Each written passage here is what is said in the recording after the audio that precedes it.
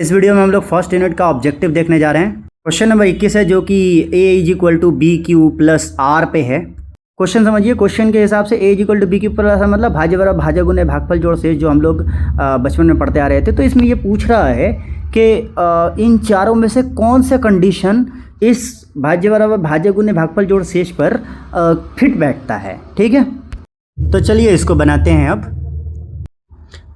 Question number है 21। BSEB Bihar state board जो होता है भाई हमारे पास BSEB का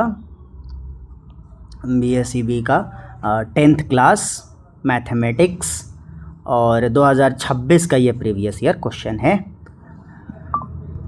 ये जो फॉर्मूला जो मैंने अभी बताया, भाज्य बराबर भाजक गुणे भागफल जोड़ शेष a = bq + r है ना।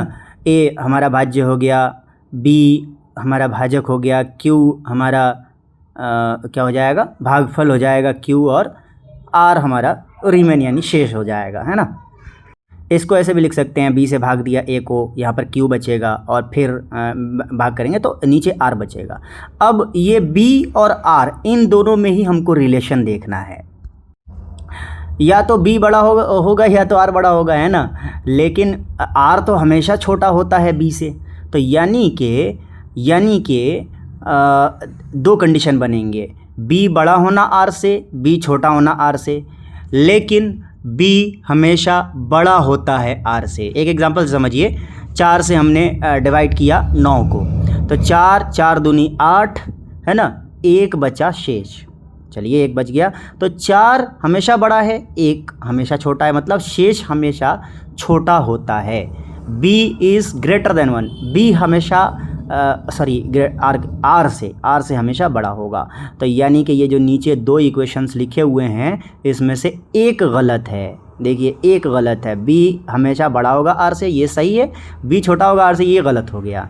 तो इसका मतलब ऑप्शन में जिसमें भी b छोटा है r से वो गलत हो जाएगा। चलिए ऑप्शन देखते हैं। ऑप्शन नंबर a और d दोनों में b छोटा दिखा रहा है, तो दोनों ही गलत हो जाएंगे, a और d। अब b और c बचता है।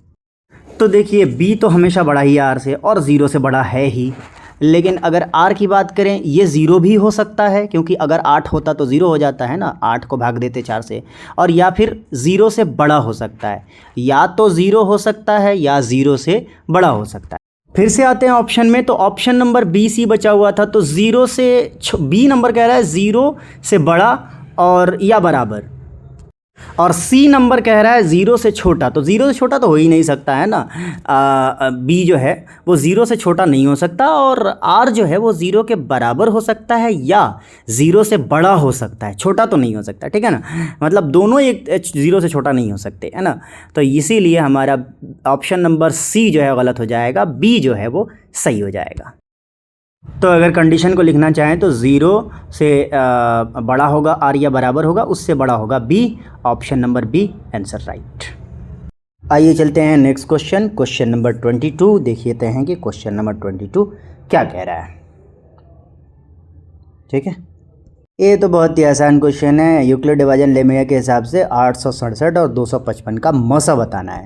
तो देखिए चलिए इस नंबर को ले लेते हैं, 867 और 255, इनका जो है हमको मस निकालना है ना, मस महत्तम समापवर्तक। तो महत्तम समापवर्तक निकालने के लिए हमें पता है क्या करना होता है। यूक्लिड डिवीजन लेमा कहता है, यूक्लिड डिवीजन थ्योरम कहता है, परिमेय कहता है कि बड़े नंबर को छोटे नंबर से डिवाइड कीजिए। 867 को हमने 255 से डिवाइड किया, 3 मरतबा में ये लग जाएगा 255। ये 875 क्यों, सॉरी 75 क्यों लिख दिया, सॉरी ये हो जाएगा 3 × 15, 3 × 15 1 16 और 3 दूनी 6 और 1 7, 765। और इसका जो शेष फल बचेगा वो 4 5 2 0 और a 102। अब क्या करना होता है भाई, ये 867 बराबर ये a = bq + r, वही जो अभी पीछे पढ़ा था, है ना। तो इसी तरीके से इसको लिख देंगे, 867 बराबर 255 × 3, यानी a = bq + r। 255 बार बार क्यों गलत कर रहा हूँ मैं, 255 × 3 है ना, और प्लस r यानी 102। अब क्या करना है, अब ये बात, अब फिर से यही काम करना है बी और आर का एक दूसरे में, ये आर का बी से, अब यही काम करना है जो अभी किया था। 255 को 102 से भाग देना है। तो चलिए 255 को 102 से भाग दे लेते हैं। बहुत ही सिंपल है ये तो। 102 दो मरतबा में कट जाएगा, है ना, कटेगा नहीं, मतलब दो मरतबा में भाग लगेगा। और 2 दूनी 4 और 0 और 2 एकम 2। आपकी तरह मैं बिल्कुल एकदम बहुत बेसिक से लेके चल रहा हूँ ताकि आपको भी ये समझ में आता चले और आप ख़ुद भी बनाते चलें।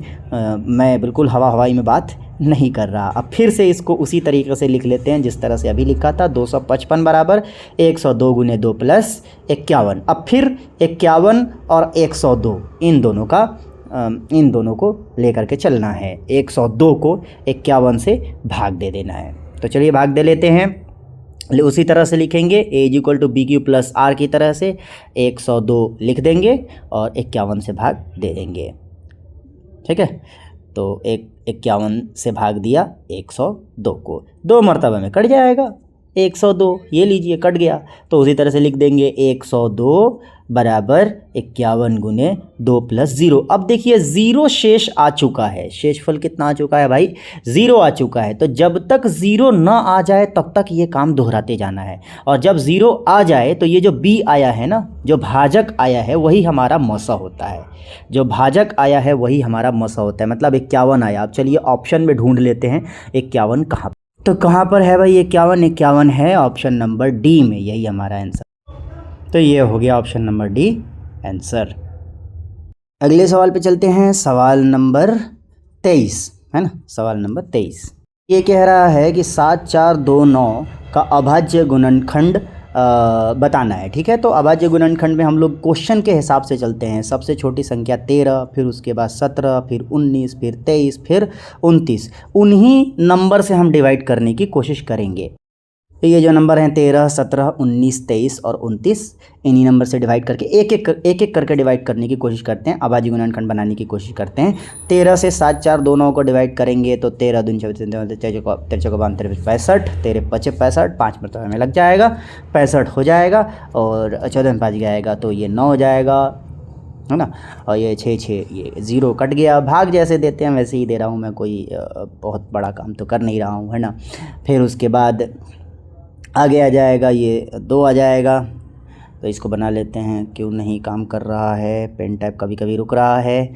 चलिए कोई बात नहीं, कभी कभी नहीं चलता है। फिर 2 जो है यहाँ लगा लिया और 13 × 7 = 91 हो जाएगा। 13 × 7 = 91, 2 में से 1 जाएगा 1 और ये बन गया हमारा 13 कम, मतलब 13 से तो नहीं कटा। ठीक है, तो 13 तो हमारा अभाज्य गुणनखंड के 13 तो पार्ट नहीं होगा, 13 को हमने काट दिया। ठीक है, अभाज्य गुणनखंड में 13 नहीं आएगा। ये बिल्कुल वैसा ही है जैसे कि बचपन में हम लोग 4 को करते थे 2 दूनी 4, 2 गुने 2 लिख देते, 6 करते थे 2 तिहाई 6। इसी तरह से हम लोग 18 अगर करना होता था 2 9 18, फिर 3 तिहाई 9, ऐसे करते थे 2 गुने 3 गुने 3। बिल्कुल सेम टू सेम इसी तरह से ये चल रहा है। तो इसी तरह से 13 से हमने किया, 13 नहीं हुआ पार्ट, अब 17 से करेंगे। अगर हो सकता है 17 पार्ट हो जाए तो बहुत अच्छी बात है, इसको मिटा लेते हैं। और फिर 17 से अब 7429 को डिवाइड करने की कोशिश करते हैं। तो ये मिट गया, अब 17 से डिवाइड कर रहे हैं। ठीक है, 7429 लिख लेते हैं और 17 से डिवाइड कर रहे हैं। 13 तो नहीं हो पाया है, 13 नहीं हो पाया है, अब 17 से कर रहे हैं। 7429 को डिवाइड तो होगा 17 से करेंगे, 17 × 7 = 17 17 37 17 7 चौका 68, 17 चौका 68 है ना, 68। 14 में से 8 गया 6 और 6 ये तो कट ही गया। 2 उधरा 17 17 51 और 2 में से 1 जाएगा 1, 6 में से 5 जाएगा 1, ये 19 और ये 17 7 119 कट गया। ये आ गया 0, मतलब 17 से तो कट गया। 17 एक पार्ट तो होगा, है ना, 17 तो होगा। अब फिर अगला पार्ट है हमारा 19 से 437 को डिवाइड करेंगे। 19 से 437 को डिवाइड करेंगे। 19 दूनी 38, 2 मरतबा में कटेगा, है ना। तो 2 मरतबा में काट देते हैं। 19 दूनी 38, 13 में से 8 जाएगा, 13 में से 8 चला गया, है ना। 8 5 13 57, 19 23 57, तो 23 आ गया। है ना। तो 17 गुने 19 गुने 23, तीन तीन पार्ट हो गए, 17, 19 और 23, यही तीनों पार्ट होंगे। तो हो जाएगा 17 गुने 19 गुने 23, यही। अब चलिए इसी को ऑप्शन में ढूंढेंगे, वही हमारा आंसर होगा। ऑप्शन में ढूंढ लेते हैं। तो देखिए भाई ऑप्शन में कौन सा ऑप्शन है, 17 गुने 19 गुने 23, ये रहा ऑप्शन नंबर ए ही है, ए ही आंसर।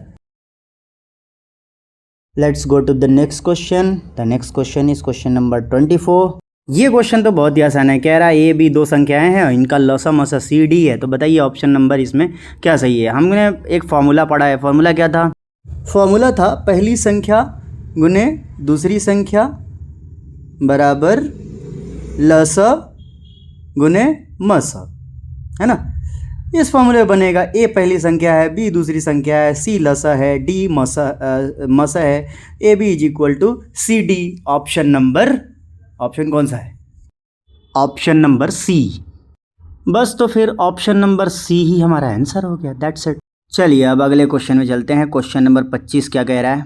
तो क्वेश्चन नंबर 25 कह रहा है कौन सी परिमेय संख्या है। तो पहले परिमेय संख्या का डेफिनेशन देख लेते हैं। क्या होता है भाई परिमेय संख्या का डेफिनेशन? P बाई क्यू के फॉर्म में लिखी हुई संख्या जिसमें कि Q is not equal to zero हो। Q ज़ीरो के बराबर नहीं होना चाहिए और P बाई क्यू के फॉर्म में होना चाहिए। अब चलते हैं फिर क्वेश्चन पर। क्वेश्चन के हिसाब से √2 भी नहीं निकल पाएगा, 1.414 समथिंग, √3 भी नहीं निकल पाएगा, 2.732 समथिंग, √5 भी नहीं निकल पाएगा, 2 पॉइंट समथिंग, तो √3 1.732 समथिंग होता है, और √5 2.5 समथिंग ऐसा कुछ होता है। √4 जो है उसका निकल पाएगा 2/1। तो देखिए P बाई क्यू के रूप में हो गया ना, P की जगह पर 2 और Q की जगह पर 1, Q 0 के बराबर नहीं है। तो इसका मतलब यही हमारा आंसर होगा। ऑप्शन नंबर जो भी है वो यही हमारा आंसर हो जाएगा। ऑप्शन नंबर सी में है √4, तो ऑप्शन नंबर सी ही हमारा आंसर हो जाएगा। क्वेश्चन नंबर 26 पे चलते हैं। ये तो यही वाला क्वेश्चन है जो मैंने अभी बताया था। सीधा सीधी स्टेटमेंट दे के पूछ दिया कि P बाई क्यू के रूप में संख्या होती है और Q जो है P क्यू पूर्णांक है, Q 0 के बराबर नहीं होता। अभी तो बताया था कि उसी को परिमेय संख्या कहते हैं। बस हो गया ऑप्शन नंबर सी परिमेय संख्या आंसर। आइए चलते हैं क्वेश्चन नंबर 27 की ओर। तो क्वेश्चन नंबर 27 पूछ रहा है कि ये जो संख्या दशमलव प्रसार जो है हमारे पास दो तरीके के होते हैं, शांत और अशांत। तो क्वेश्चन कह रहा है न ही शांत हो यानी अशांत होना चाहिए, मतलब दशमलव के बाद फिक्स नंबर नहीं हो, 2 3 5 7, मतलब चलता ही रहे, ठीक है। और रिपीटेटिव नहीं हो, दोबारा दोहराया हुआ भी नहीं हो, आवर्ती नहीं हो, मतलब दोहराया हुआ नहीं हो, ठीक है। दो तरीके के होते हैं। एग्जाम्पल के तौर पर मैं बताता हूँ। एग्जाम्पल के तौर पे ये 5.7 इस तरह का एक नंबर होता है, ठीक है। तो ये दशमलव के बाद ये शांत हो गया, एक ही नंबर है और ये शांत हो गया, इसको हम P बाई क्यू के रूप में बदल सकते हैं, है ना। 5.7 लिखेंगे और एक डेसिमल के बदले में नीचे 10 आ जाएगा, बदल गया। इसी तरह से अगर 5.7777777 लिखा हुआ है तो इसको भी हम लोग P बाई क्यू के रूप में बदल सकते हैं। लेकिन एक नंबर अगर आ जाए इस तरह का 5 ये रिपीटेशन जो है, ये रिपीटेशन भी नहीं हो और शांत भी नहीं हो, कोई भी नंबर आ जाए, रैंडमली कोई नंबर आ जाए, 1 2 5 7 8 9 5, कुछ भी, अगर ऐसा कुछ भी आ जाता है तो ये न तो रिपीटेटिव है और न ही शांत है। तो ये अशांत है और अनावर्ती है, ठीक है। अशांत आवर्ती है मतलब, ठीक है। और तो इस तरीके से अगर ऐसा कुछ नंबर आता है, ऊपर वाले दोनों को परिमेय में बदल सकते हैं, इसको नहीं बदल सकते, इसीलिए इसको क्या कहते हैं? अपरिमेय। तो ऑप्शन में जहाँ भी अपरिमेय है वही हमारा, तो जो अपरिमेय है वो ऑप्शन नंबर ए में है और यही हमारा आंसर होगा। पहले यूनिट का आखिरी ऑब्जेक्टिव क्वेश्चन नंबर 28, परिमेय अपरिमेय का ऑपरेशंस के तरह से क्वेश्चन पूछा हुआ है। इसीलिए इसमें, हालांकि इसमें आइडेंटिटी a-b का होल स्क्वायर भी लगेगा, लेकिन अपरिमेय और परिमेय का वो है कॉम्बिनेशन है, तो इसीलिए इसको इसी यूनिट में रखा जाए।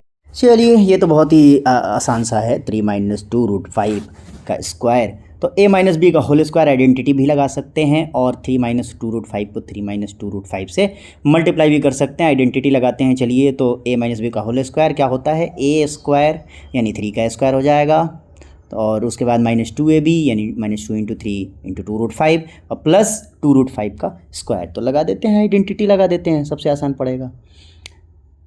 3 का स्क्वायर -2 × 3 × 2 √5 प्लस 2 √5 आइडेंटिटी मतलब सूत्र, a माइनस बी का होल स्क्वायर सूत्र है ना, 2√5 का स्क्वायर। तो 3 का स्क्वायर 9 हो जाएगा, 2 3 6 दूनी 12√5 और 4 2 का स्क्वायर 4 और √5 का √5 करेंगे तो रूट और स्क्वायर खत्म हो जाएगा, 4 5 20 9 29 हो जाएगा, -12√5 29 -12√5 हमारा आंसर हो जाएगा ऑप्शन नंबर ए। अब ये हो गया हमारा ख़त्म। यहाँ तक मेरे ख्याल से समझ में आ गया होगा। कुछ भी नहीं समझ में आया होगा तो इस नंबर पे कांटेक्ट कर लीजिएगा। सारा डिटेल आपको डिस्क्रिप्शन में दे दिया जाएगा। इंस्टाग्राम, फेसबुक वगैरह वगैरह अपने दोस्तों से ज़रूर शेयर कीजिएगा। और दूसरी बात ये कि इस वीडियो को बनाने में 3 बार मेहनत लगी है, तो आवाज़ अलग से रिकॉर्ड करना पड़ा है, सब कुछ अलग से करना पड़ा है, टेक्निकल ग्लिच, तो ज़रूर शेयर